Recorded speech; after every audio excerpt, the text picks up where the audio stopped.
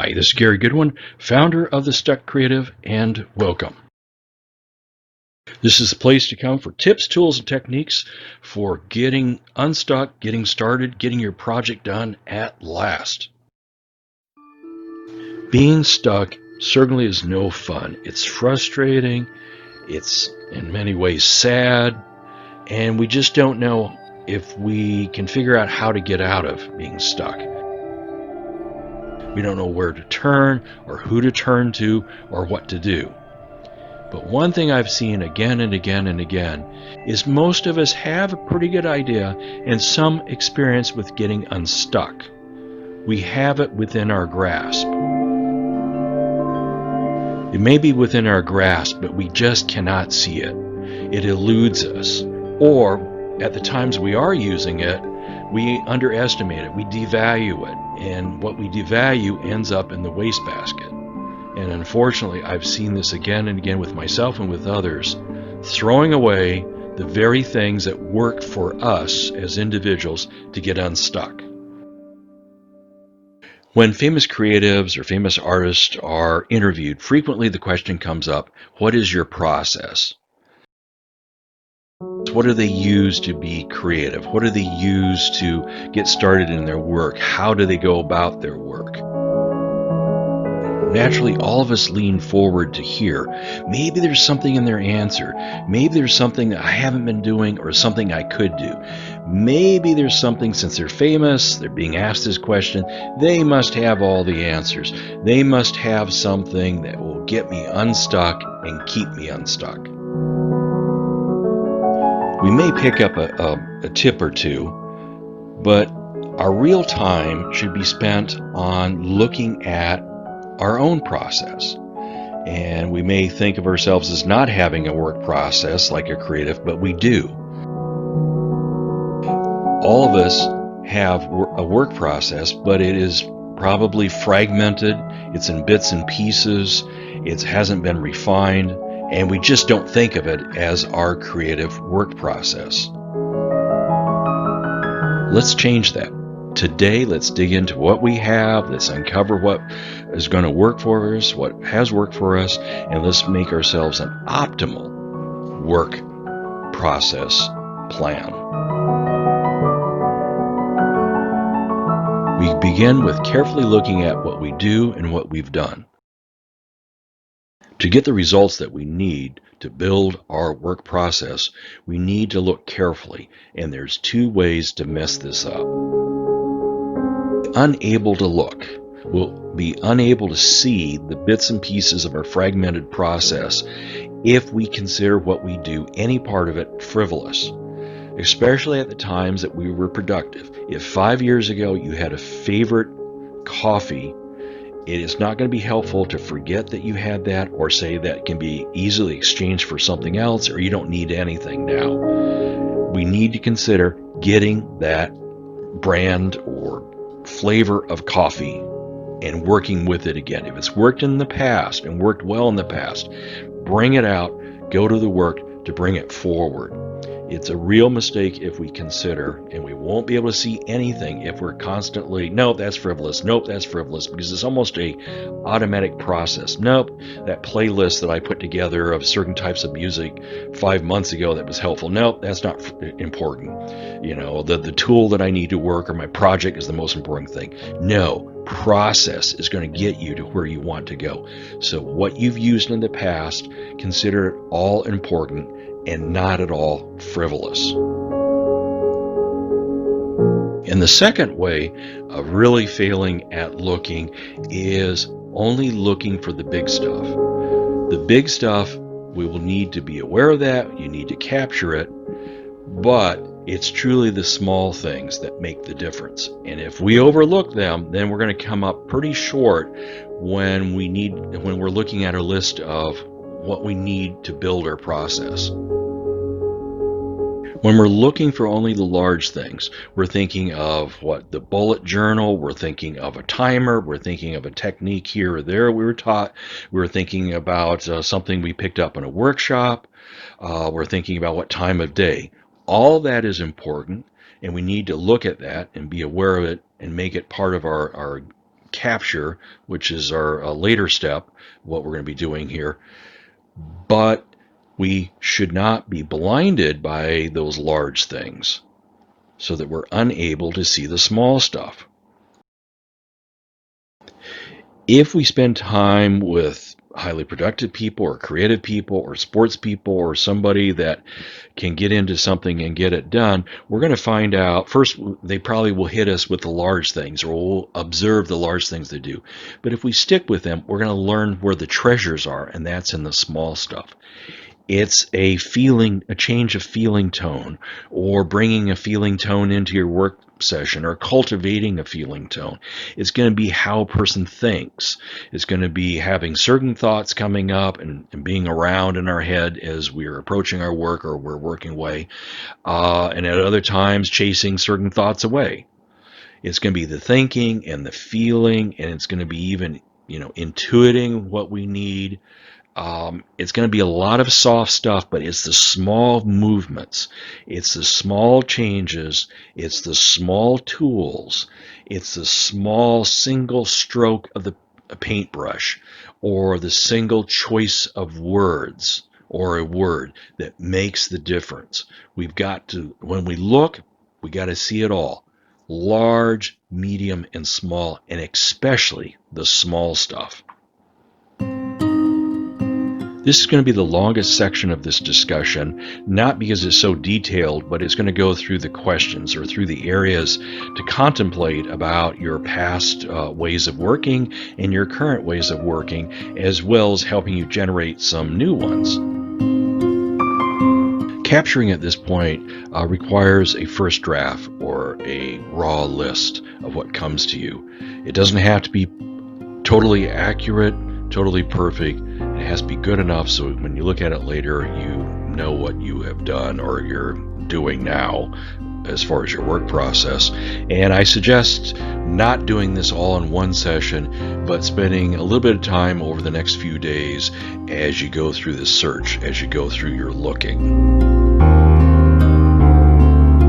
One of the easiest ways to get the list built is to split up your time into 3 different lists. First list would be about your past, what has worked for you in the past.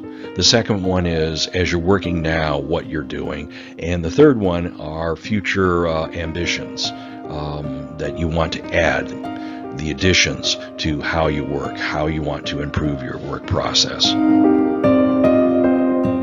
Okay, here is the beginning of a search pattern of where to look, bringing some organization to this whole looking process. First one is preferred tools. They can be technical tools, or they could be supplemental sort of things. There could be primary tools if one's a painter, primary, preferred, and favorite tools, and the secondary things are what helps you keep organized or what keeps your studio laid out. All that can be put into bullet points. Another search pattern is to think about how you have worked or are currently working by favorite locations and by preferred times. I think we all have favorite locations, and we may have aspirational locations, and we have times that work well for us and other times that are horrible for us. Go ahead and list those out. Here I have preferred backgrounds, and backgrounds are what you and I think of as backgrounds. Some people prefer working with a noisier background. They will work in a coffee shop or a library or a co-working space. Others prefer music filling the whole room. So they'll work in their home, they'll work in a studio, some other location where they have the music surrounding themselves. Other people prefer a lot of light. Some people prefer to work in the darkness. Some people prefer a combination. Some prefer having incense burning. What are all the conditions that you've enjoyed in the past or you want to enjoy, you're currently enjoying? So continuing our theme of searching by physical locations near you and around you, we come to the midground. The midground is that table not right in front of you, but a little bit off in the distance, but not too far. It's the cat curled up on the pillow in the middle of the room. I don't know. It's some lights or lighting that fills overhead as well as out into the room. It's having windows that come in, let light in from the center of the room. So you get that. It's the foreground, or not the foreground. It's mid-ground. We'll get to the foreground next.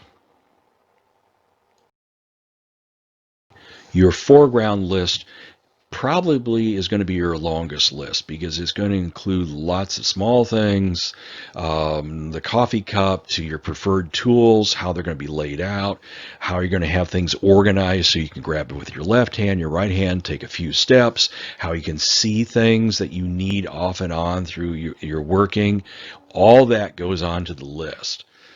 Whether we can remember or not, if we've been doing whatever we do for a while, it's not uncommon that we've gone through many, many organizations and reorganizations of how our tools are there, how they look, how they feel, in some cases, how they smell. All that has gone under considerable consideration. It's not an accident. It's a work unto itself. You may not see it that way, you may not feel it that way, but if it's customized to you or if it's specific to you, it's something special. And that definitely needs to be recorded on your list. We're not robots, we're not just tools, we're just not beings in space, but we have our inner conditions.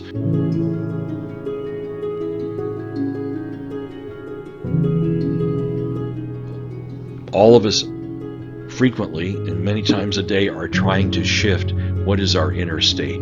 Pick up our energy, level out our energy, bring up our focus, bring down our focus. We're constantly changing that.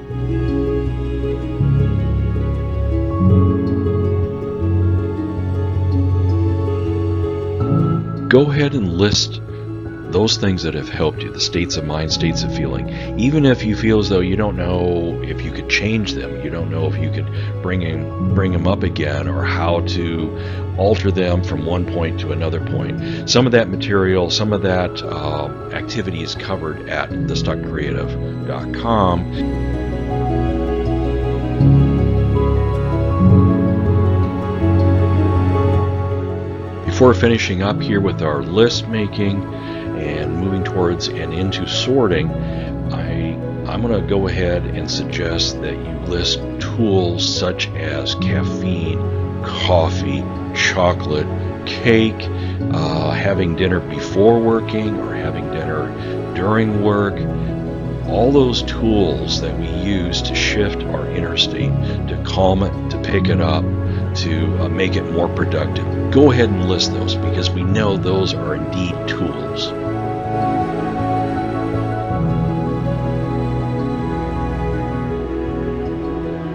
Well, with all that work, we now have a bunch of bullet points, a bunch of lists, and now we get to sort that list. This is the easier part of this whole process, and it should be interesting because you're seeing your past, present, and future all in one place at one time. I would break out the lists into three areas. One is for sure the things I want to incorporate or I already am doing. The second one is the maybes, the strong maybes. Well, I could try this again, or it's been a while since I've done that. The last one will be an easy one to get, which is things that are outdated or not pertinent to what you're doing anymore, or even what ways of working that you've rejected, and then some ways like, what was I thinking? Those can go on a list. We don't need to concentrate on them. They can be put over to the side. I wouldn't toss it. At last, if you've been industrious and if you've been trusting of me, now you're at the fun point.